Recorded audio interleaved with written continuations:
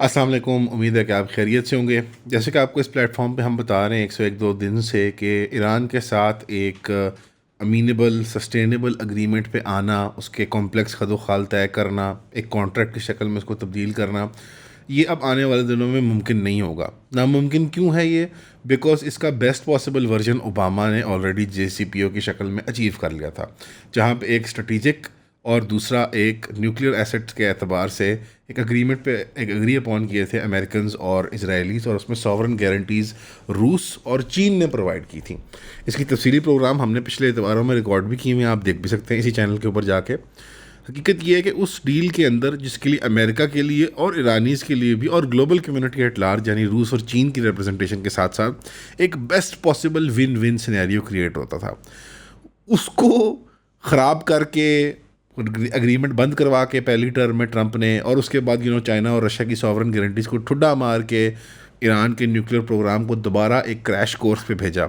और ये with full intention और नियत किया गया था इसराइली लॉबी की ईमा पे, मंशा पे। क्योंकि उस टाइम पे भी जो माहरीन थे, जैसे कि रॉबर्ट पेप साहब जिनका मैं हवाला देता था अक्सर, उन्होंने वाजे कहा था कि अब इस ट्रजेक्ट्री के एंड पे जंग ही है, और उस ट्रजेक्ट्री के एंड पे जो आने वाली जंग है उसके अंदर एक बहुत बड़ा एस्केलेशन ट्रैप है। इसमें ईरान की कुछ जुग्राफियाई सुप्रेमेसी की वजूहात हैं, कुछ ईरान की पॉलिसीज़ जो उन्होंने पिछले 30-40 साल में परसू की हैं, कुछ उसके मुल्क के वजूद की पॉपुलेशन डेंसिटी, उसके वर्ल्ड व्यूज़, नज़रियात, उसकी मिलिट्री टेक्नोलॉजी से ताल्लुक़ है, अमेरिका की इकॉनमी और कमज़ोर होते वाली मिलिट्री इंडस्ट्रियल स्टेज की वजूहात हैं। यानी बहुत ज़्यादा, जैसे आप ग्लोब के ऊपर मैप करते हैं ना चीज़ों को, फिर ओवरऑल ग्लोबल इकोनॉमी का वहाँ से कंट्रोल होना एक बड़े साइज़ का, स्ट्रेट ऑफ हॉर्मुज से या पर्शियन गल्फ से।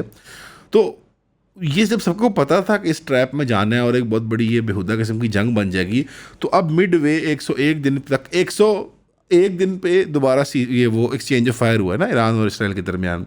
तो मेरा ख्याल है 99th नहीं तो 100th डे तक हमारी मीडिया, हमारे दानिश्वर पाकिस्तान में, आप किसी और ज़ुबान में खोल लें, अंग्रेज़ी, अरबी, स्पेनिश, फ़ारसी, आपको कहीं ऐसी बात नहीं मिलेगी। लेकिन पाकिस्तानी उर्दू स्पीकिंग मीडिया के सो कॉल्ड दानिश्वर, पॉडकास्टर, कॉमेडियन, एंटरटेनर, मौलवी, मजहबी पेशवा, वो सब के सब एक ही लाइन में एक सफ़ में खड़े होकर एक ही बात बोल रहे थे कि पाकिस्तान ने पता नहीं क्या अचीव कर, उनमें उनके दो हदफ होते थे, और कुछ के दोनों होते थे, कुछ का एक होता था। एक एक एक हदफ ये होता था कि प्रूफ करना कि पाकिस्तान जैसी तो कोई रियासत नहीं है, और क्या शानदार फॉरेन पॉलिसी परसू कर रहे हैं।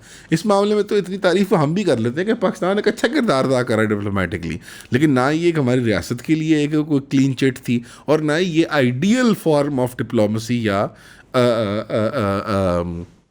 नेगोशिएशन या हमारी एंट्री इनटू द कॉन्फ्लिक्ट थी, बट बेहतर थी, बहुत से सिचुएशन से, हिस्टोरिकल और करंट से बेहतर परफॉर्मेंस थी। दूसरा हदफ जो ज़्यादा चुभता है, ज़्यादा गुस्सा चढ़ाता है, जिसकी मैं इवन ज़िमनी तौर पर तारीफ़ या उसकी वो हमायत नहीं करता, वो ये था कि अमेरिका बहादुर को एक रीज़नेबल रैशनल एक्टर के तौर पे दिखाना, इसराइल को एक रीज़नेबल रैशनल एक्टर के तौर पे दिखाना, और इसराइल को प्रेजेंट करना as the mother of all evils. और ये वो पाकिस्तान की डीप स्टेट की ईमा पे कर रहे थे, अपनी आइडियोलॉजिकल ट्रैपिंग्स जैसे लिबरल आइडियोलॉजी या कोई लेफ्ट लीनिंग आइडियोलॉजी की बुनियाद पे, या उनकी जनरल मगरब परस्ती थी, या कुछ तो माशाल्लाह बराह रास्त मेरा ख्याल है अमेरिका के साथ वो या मगरबी दुनिया के साथ एक 101 में एक सेम पेज पे हैं, जहाँ उन्होंने ईरान की मुल्ला रजीम को डीमोनाइज करना है कि ये तो औरतों के हकूक़ और वो सारी भी वो वॉर एंड टेरर वाली लैंग्वेज में, ये सब ये चूरन बेच रहे थे। और अब वो लगता है कि नहीं उस तरफ जा रहा। डोनाल्ड ट्रंप ने भी जो अबाउट फेस किया है, मेरी आज ज़्यादा राय है, डोनाल्ड ट्रंप अपने लेटेस्ट ट्वीट में कहता है कि both Iran and Israel are looking to do an immediate cease fire and that final peace negotiation under way, while making clear कि US naval blockade of Iran जो है वो full force के अंदर रहेगा until a final deal is achieved. अब Trump का जो ये क्लेम है, तेहरान ने इसको कन्फर्म किया, टेल अवीव ने इसको कन्फर्म नहीं किया, ये यूनिलैटरली ट्रंप ये स्टेटमेंट दी जा रहा है। आपको याद होगा कि जब पिछली बारी भी जब पहला राउंड हुआ था अमेरिकन और इजरायली बॉम्बिंग का ईरान के ऊपर, तो ईरान ने ज़्यादा लाइटर रिस्पांस दिया था बनिस्बत अभी के, और उसको जंग को हॉरिजॉन्टली एक्सपेंड नहीं किया था उस टाइम पे। तो एकदम से एक दिन नटान्स की फैसिलिटी जब बॉम्ब कर दी थी, इस्फहान और नटान्स वगैरह की फैसिलिटी अमेरिकन ने, तो इजरायली जेट्स दोबारा वहाँ जा रहे थे, और वो अलामती हमले किए थे अमेरिका ने। तो अमेरिका ने, डोनाल्ड ट्रंप ने ट्वीट किया था कि don't move an inch forward, मैं अभी मना करता हूँ कि तुम पीछे हट जाओ और वो सारा कुछ। ये एक वो लोकल ऑडियंस को अपनी प्ले कर रहे थे, बिकॉज डोनाल्ड ट्रंप ने ये साबित कर रहे हैं कि मैं कोई नेतन्याहू का इसराइल का पपट या गुलाम नहीं हूँ। लेकिन हकीकत में, और आप दोनों दोस्तों जानते हैं, हज का सीज़न हो गया हो, जून जुलाई में फीफा वर्ल्ड कप हो, या अक्टूबर नवंबर में डोनाल्ड ट्रंप और नेतन्याहू के दोनों के सब्सिक्वेंट इलेक्शंस हो, इन सारी चीज़ों को मद्देनज़र रखते हुए हकीकत यह है कि इस जंग में डिले आ सकते हैं, पॉजेज आ सकते हैं, लेकिन लॉन्ग टर्म स्ट्रेटिजिकली इसका हल एक ही है कि यह लड़ाई इंटेंसिफाई होके ईरान फाते के तौर पर निकलेगा, या अमेरिकन एम्पायर जो है वो रोल बैक कर जाएगा। क्या आपकी या मेरी अकल मानती है कि अमेरिकन एम्पायर इतनी आसानी से विदाउट ना हु ना हा, ना कोई लाखों लाशें गिरा के, ना अपनी हज़ारों मरवा के, ना करोड़ों अरबों डॉलर खर्च करके वो कहेगा बाय मैं जा रहा हूँ, ये एक रैशनल एक्टर की अलामत नहीं है। डोनाल्ड ट्रंप ने भी कहा कि ईरान के हमले जो हैं, एक्सियोस में उसकी रिपोर्ट आई है जो, कि किसी को नुकसान नहीं हुआ और होपफुली इसराइल अब रिटेलिएट नहीं करेगा।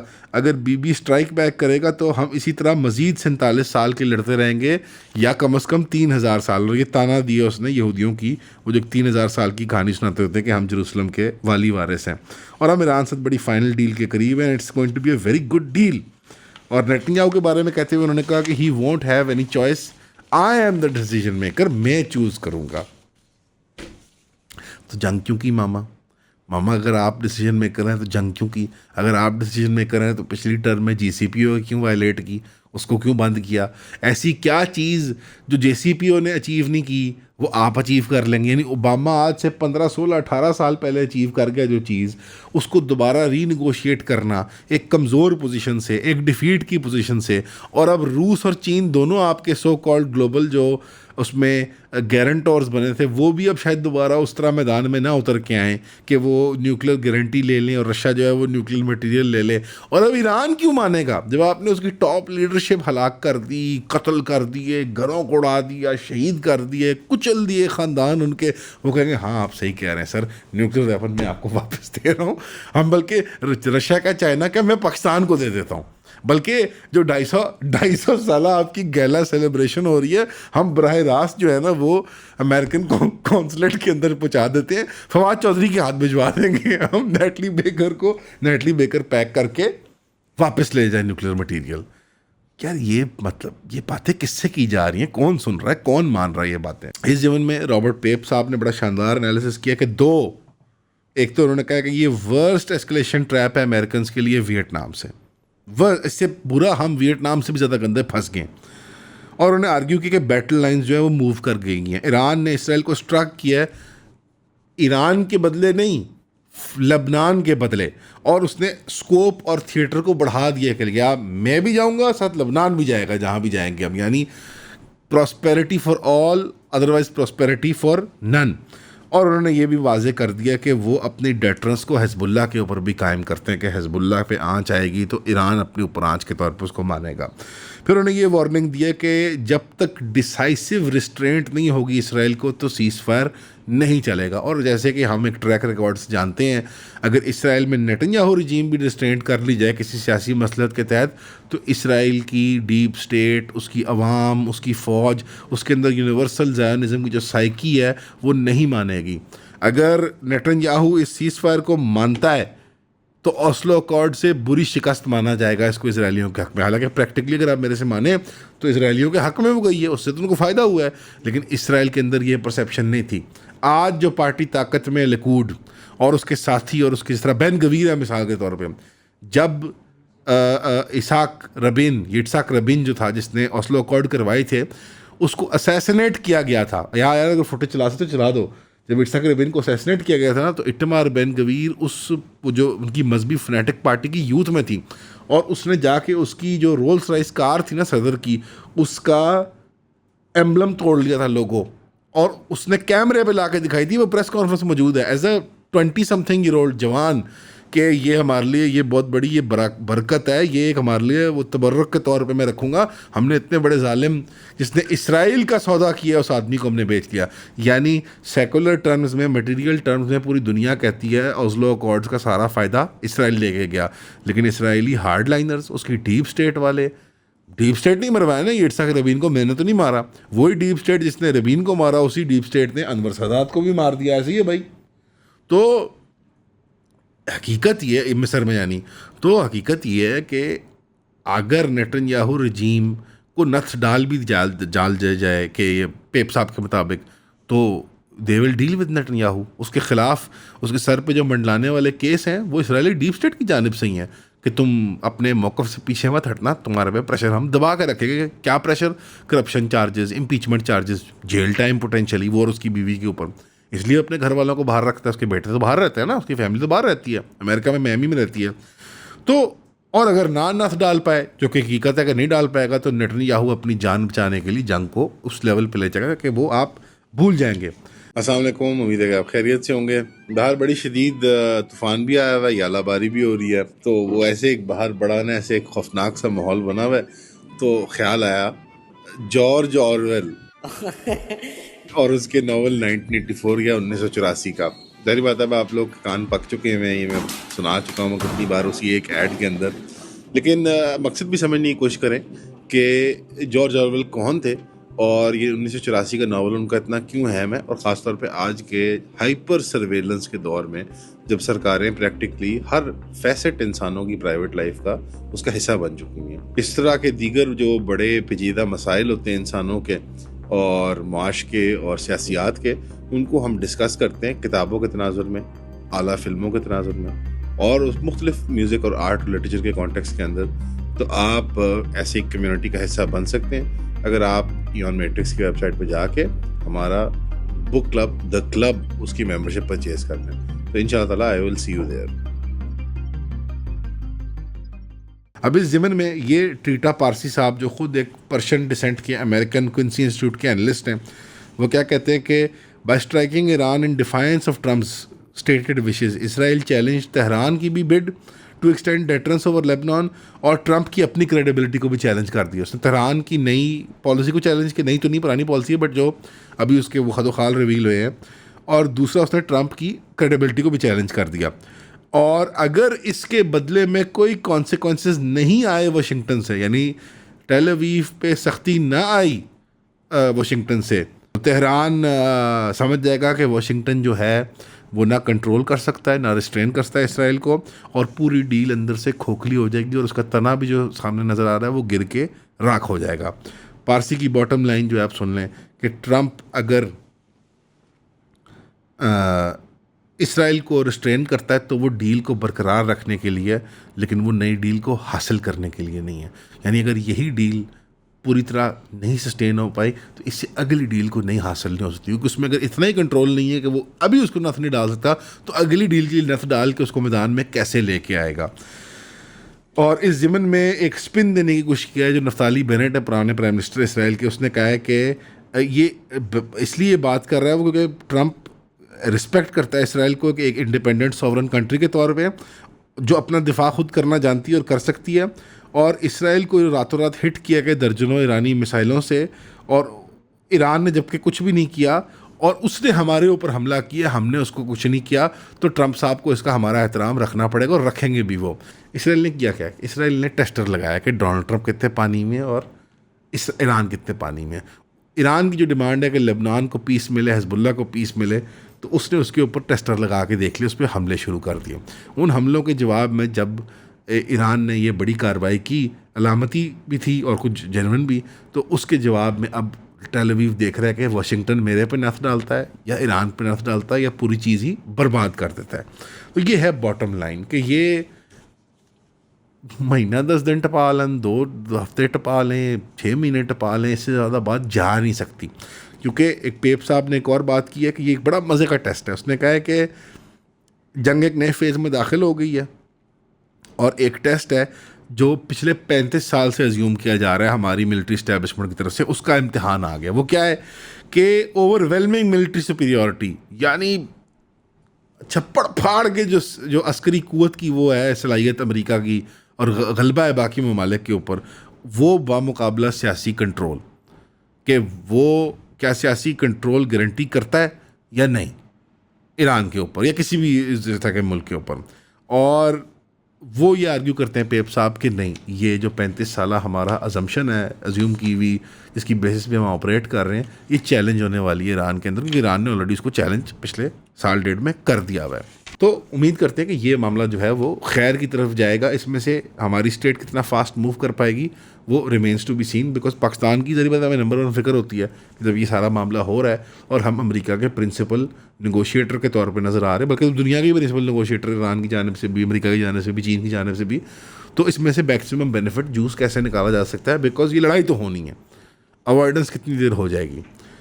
बहरहाल लोकल लेवल पे जो ख़बरें हैं उसमें संडे की एक दिन बड़ा वो खौफनाक वाक़या हुआ है, वो मिस कर दिया हमने रिपोर्टिंग में। ज़ाहिर बात है हमारी अपनी भी कोई चल रही होती है। वो सैटरडे की जो दिन ये खौफनाक बड़ा वाक़या हुआ था कि एक लेडी डॉक्टर को, ख़ातून को, महानूर साहिबा को क्वेटा के अंदर गालिबन लिफ्ट ऑपरेटर की जानिब से किसी इश्क मशूक़ी या मोहब्बत की ख्वाहिश में, जैसे ऑब्सेशन होता है, इश्क मशूक़ी भी कहना है इसको, मेरा ख्याल है बिल्कुल ही ज़्यादती की बात है। ऑब्सेशन जो बना लेते हैं मर्द हजरात इस तरह के जालिम, और कानून को और रियासत को और निज़ाम को और शरा को और इखलाक को कोई शय ही नहीं समझते, और वो औरत से ना नहीं लेते या किसी बात पे उससे वो चिढ़ खा जाते हैं या नाराज़गी खा जाते हैं, तो उन्होंने जाके वो उसके चेहरे पे ख़ातून के तेज़ाब फेंक दिया। एक तो आप अगर उसको समझना चाहें तो वीडियो को बार बार देखें, ऑडियो सुने, ताकि आपके अंदर इश्तियाल और वो खौफ पैदा हो कि आपकी बहनें, बेटियाँ, माएँ, प्यार करने वाले अजीज़ दुनिया में कारोबार ज़िंदगी में कुछ ना कुछ करते ही हैं, बाहर बाजार जाते हैं। तो एक वन साइडेड अनहेल्दी सिक ऑब्सेशन को डेवलप कर ले तो वो क्या कुछ कर बैठता है इस्लाह कानूनियत के पाकिस्तान के अंदर। दूसरी बात कि उनके जो भाई हैं उनकी मैंने वीडियो देखी थी, जिन्होंने तब तो वो कार्रवाई वगैरह नहीं हुई थी, अभी सिर्फ वो इनिशियल उनकी वाक़या हुआ था, उनकी इंजरी हुई थी और उनकी वो कुछ वीडियो सामने आई थी। तो उन्होंने वो एक वीडियो बना के पैगाम बनाया था कि मैं बयान नहीं कर सकता उस कैफियत को कि जिससे हम जा रहे हैं, क्योंकि वो घर वाले बता नहीं सकते, समझा नहीं सकते, तर्जुमानी नहीं कर सकते कि कैसा महसूस होता है जब आपके अजीज़ के ऊपर तेज़ाब का हमला होता है। अल्लाह उन्हें शिफा याब करे, घर वालों को सब्र अता फरमाए, और इंसाफ का तकाज़ा करते हैं हम। आप कहेंगे इंसाफ का तकाज़ा क्यों? जिसने बचाया था उसको ट्रीटमेंट के लिए क्वेटा अस्पताल में उस नौजवान को डाल दिया, और जो ख़ातून थी वो कराची पहुंच गई उनकी ट्रीटमेंट के लिए आगा खान फाउंडेशन में, और जो लड़का जिसने किया था उस मर्द ने, तो उसको तो पुलिस मुकाबले में मार दिया गया। ये इंसाफ नहीं है। इंसाफ ये है कि क्लोजर दिया जाए कानूनी कार्रवाई के बाद, यानी भरी अदालत के अंदर उस खातून का मौक़िफ़ पेश होना चाहिए, सच्चाई सामने आनी चाहिए, और फिर मुजरिम को, मुलजिम को सज़ा मिलनी चाहिए। तो ये एक PR मैनेजमेंट की खातिर, जिस तरह पंजाब पुलिस PCCD वाले बंदे मार आती है, तो ये उन्होंने मार दिया, बिकॉज हमें पोलिटिसाइज़ करके सिविल ब्यूरोक्रेसी को काम करने से रोक दिया। मैं ये सिर्फ सिविल ब्यूरोक्रेसी पे नहीं धरता, ये सियासी क्लास पे भी धरता हूँ, और हमारी डीप स्टेट के ऊपर भी, क्योंकि हर बंदा कानून अपने हाथ के अंदर लेता है। पुलिस प्रोसीजर का कोई एहतराम नहीं है, हमारी कोडिफिकेशंस में कोई अपडेट नहीं हुई, कोई नए प्रोसीजर्स नहीं बनाए गए, कोई बेहतरीन किस्म के कवानीन जो इस्लाम और शरा से सहमति भी रखते हो और कुछ हमारी माशरत को भी मैच करते हो। वो जो मर्जी चला आ रहा है वो चला आ रहा है, ब्यूरोक्रेटिक सिस्टम, बाबू आते हैं बाबू जाते हैं। तो अब क्योंकि उनको ये बता दिया कि कानून आपने हाथ में लेना है, बल्कि फ़ैशन बन गया। अब तमाम बाकी सूबे पंजाब को देख के कहते हैं यार कानून हाथ में लो यार, ये तो लोग तालियां पीटते हैं, सीटियां मारते हैं। क्योंकि बेसिकली इंसाफ का तकाजा पूरा तब तक नहीं होगा जब तक के कोर्ट कचहरी कटहरे में ला के खड़ा करके फांसी दी जाए लोगों को। इस तरह की केस में मेरे ख्याल में इस्लामिक लॉ में भी और पाकिस्तान में भी शायद गालबन मौत तक जा सकती है, हद की सज़ा लग सकती है। मेरे इल्म में नहीं है, मैं वकील नहीं हूँ, बट मेरी अकल ये कहती है, आम शहरी जितनी मेरी इल्म में समझ है कि प्रॉब्लली सज़ाए मौत बन सकती है, या बहुत कुछ सख्त तरीन सज़ा बन सकती कम अज़ कम। तो उस तरह से देना इस सज़ा को, ये क्या तरीका है गैंगस्टर्स और जंगल वाला? ये हम किस जंगल के अंदर रह रहे हैं कि आप लोगों को राह में जो औरतों को हरास करते हैं उनके नेफों में? डू यू थिंक लोग रुकेंगे इस चीज़ से? लोग पूरे सोशल कंसेंसस से रुकेंगे जब पूरी माशरत का कंसेंसस होगा, जब लॉज मॉरल वैल्यूज़ को रिफ्लेक्ट करेंगे और फिर वो इन प्रैक्टिस भी आएंगे। पुलिस के बारे में बॉलीवुड की जो फिल्में बनती हैं वो क्या बनती हैं, पाकिस्तान में क्या बनती हैं, जो इनकाउंटर रिलेटेड मूवीज़ होती हैं, ये सारा मीडिया होता है, उसमें पुलिस का हीरोइज़म होता है या गैंगस्टरिज्म होता है? यानी वो पुलिस एंटी हीरो होती है, वो एज अ गैंगस्टर कूल या उसमें उसके साथ कोई अफिलिएशन अफिनिटी बनाई जाती है। वो actually as a moral force for the enforcement of law नहीं देखी जाती, कि मॉरल फोर्स फॉर गुड नहीं देखी जा रही होती। वो तो ये स्टाइल है, स्वैग है पुलिस वाले का, ऐसे उसने बदला लिया, ऐसे उसने मुकाबला किया। तो बेसिकली हम ये खुद तैयार करते हैं, हमारी स्टेट, हमारी आवाम, हमारी कलेक्टिव साइकी। तो और ये मुझे एक और सवाल उठता है मेरे अंदर बार बार कि ये कत्ल करने की ख्वाहिश क्यों पैदा होती है इनके अंदर, और ये जिस्मानी सजाएं देने की ख्वाहिश क्यों पैदा होती है। शायद कुछ इंसानी फितरत के अंदर ये है, या इस्लाम के कवानीन की वजह से है। और द फैक्ट कि हमने अपने पूरे लीगल सिस्टम को, जहाँ क्रिमिनल लीगल सिस्टम है वहाँ पे चोक होल्ड किया हुआ है अमेरिकन और यूरोपियन एनजीओज़ के हाथों और बड़े बड़े ह्यूमन राइट्स वॉच डॉग के हाथों, कि सज़ाए मौत हम दे ही नहीं सकते, कौड़ों की सज़ा हम दे ही नहीं सकते, जेल टाइम देंगे। और चूँकि वो अवाम और कलेक्टिव इंसानी साइकी को सेटिस्फाई नहीं करता, वो खून खून खून मांगता है। भाई कुरान ये कहता है कि किसास के अंदर जो है वो हयात है कौम की, और अकल वाले इस बात को जानते हैं। ये क्यों ये बात की अल्लाह सुब्हाना ताला ने 1400 साल पहले ये रिकॉर्ड कर दी, और अज़ल से है, अज़ल से है ना ये बात। कुरान तो अज़ल से अल्लाह के हजूर तो दुनिया में नाजिल 1400 साल पहले हुआ, तो ये बात अज़ल से ही पता है, और इंसानों को हमेशा से पता है कि बदले में, किसास में, खून के बदले खून, किसी कानूनी कार्रवाई के अंदर सेटिस्फैक्शन है, ह्यूमन सिविलाइजेशन की प्रोग्रेस है उसके अंदर, लोगों का ट्रस्ट इन द सिस्टम रहता है कि I am being protected, monopoly of violence state के पास है, मेरे हकूक महफूज है, मेरी प्राइवेसी महफूज है, मेरी पब्लिक लाइफ महफूज है। तो वो एक गैंगस्टर एक्स्ट्रा जुडिशल इनकाउंटर से नहीं महफूज होती। आपको अब मुजरिमों के बजाय, मुलजिमों के बजाय आपको पुलिस से अब डर लगता है, यानी देयर इज गैंगस्टरिज्म।